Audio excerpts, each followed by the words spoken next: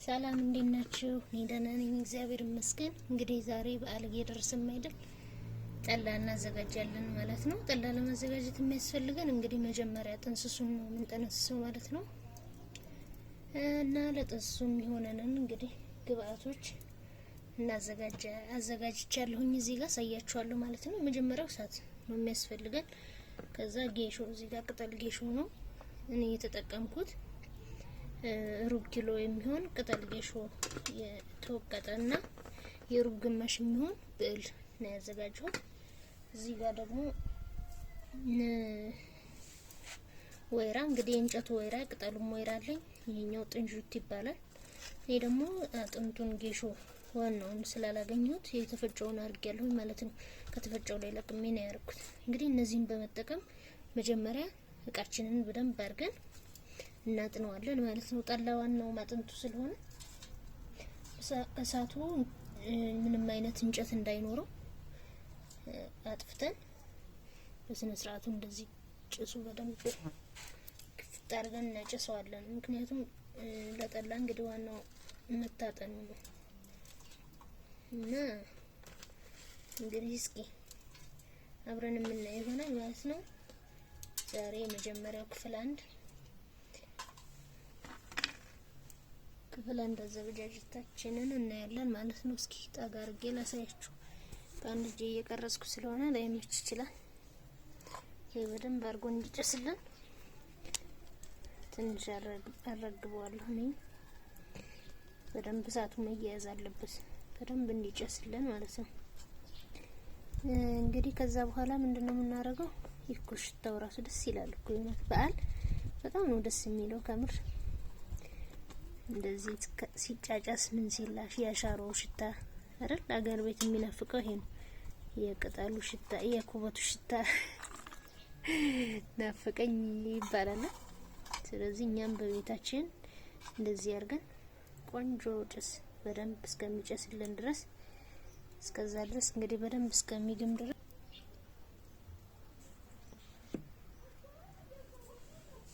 ነው ማለት ነው። ያንን እንደዚህ በደንብ አድርገን እናጥነዋለሁ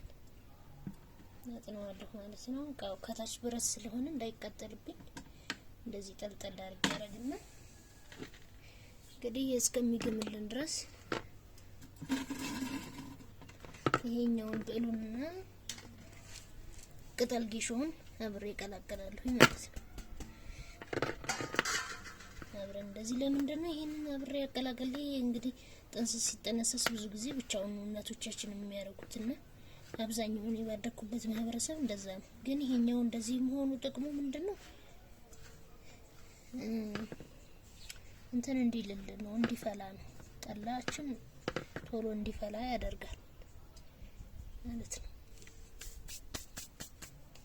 እንደዚህ በዚህ መልኩ በትንሹ ነው እንግዲህ የሩብ የሚሆን ቅጠል ጌሾና የሩብ ግማሽ የሚሆን ብዕል ነው ያረኩት። ብዕሉ ሳይበዛ ነው ማድረግ ያለብን፣ ካልሆነ በኋላም ድፍድፉም ላይ ስለምናደርግበት እንዳይኮመጥጥብን ማለት ነው።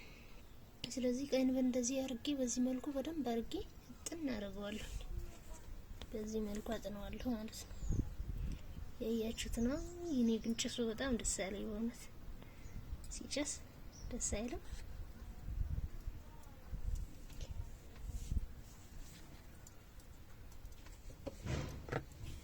በዚህ መልኩ በደንብ አድርገን ጥና እናደርገዋለን ማለት ነው። በደንብ እንደዚህ ካጠነው የዚህን ሽታ ይወጣል። እንግዲህ እኔ ከበዓል ቀደም ብዬ ነው እያዘጋጀሁ ያለሁት፣ ምክንያቱም ቶሎ እንዲፈላልኝ ማለት ነው። ትንሽ ቀኑን እያሳነስ ነው በሄድን ቁጥር ጠላው ቶሎ አይፈላም እና የጠላለ ጠላም አይሆንልንም። ቢያንስ እንኳን የ5 ቀን ለማለት ቀድሜ ነው ትንሽ አንድ 13 ቀን 14 ቀን በፊት ነው እየጠነሰስኩት ያለሁት ማለት ነው። እንግዲህ እስኪ እንዴት ነው ጠላ ናፈቃችሁ? ይናፍቃል፣ በጣም እንደሚናፍቅ አውቃለሁ። ምክንያቱም እኔ ራሱ ከጠመቁ ብዙ ጊዜ ነኝ እኔ። እስኪ አሁን ልሞክረው ከእናንተ ጋር ከቤተሰቦቼ ጋር ያው በዛው ደግሞ ይሄን አስተካክይ ብትሉኝ ሁሌም እንደምላችሁ ነው ደስተኛ ነኝ። ምክንያቱም የዩቲዩብ በራሱ አሁን እኮ ሙያ ከዩቲዩብ እማራለሁ ሆኗል ነገሩ። እንደ ድሮ ከጎረቤት እማራለሁ የለም።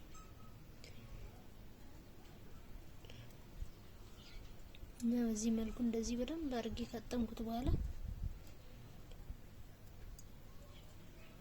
ጥንቃረግነው በኋላ እንደዚህ በደንብ እቃችንን በቃጠም ሰው ወደዚህ እያለ ነው እንግዲህ። ሀሳብ አስተያየታችሁን እንደምታጋሩኝ ተስፋ አደርጋለሁ። አይታችሁት ማለት ነው እንደዚህ አድርጌ እንደምትሉኝ ሁላችሁም በየአካባቢያችን ስለሚለያይ እኔ ልጠምቅ ያሰብኩት የገብስ ጠላ ነው።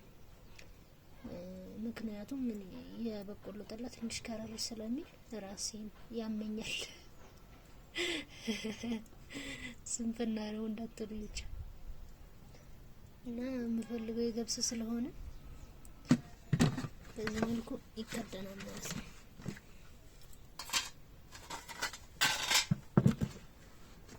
ለትንሽ ደቂቃ እንደዚህ ከድነን እናስቀምጠዋለን ማለት ነው። ክድና አድርጌዋለሁ ለትንሽ ደቂቃ ማለት ነው። ምን እናደርጋለን? ለዚህ ከፍተውና ቶሎ ላቦት ሳይወጣብን ውሃ እናደርጋለን መጀመሪያ አደርግበታለሁ። በዚህ በባሊ ለትንሽዬ ባሊ ነች፣ በዛች ግማሹ እናደርገዋለን ማለት ነው። ምናልባት በጣም እንኳን ቢሞላብን እንደዚህ አድርገን ከፈለጋችሁ እናንተ በቃ ማማሰል ትችላላችሁ ማለት ነው። እኔ ግን እንደዚህ በእጄ በደንብ እንዲዋሃድልኝ በእጄ ነው በጠብጠው በእጄ በጠብጠዋለሁ ማለት ነው።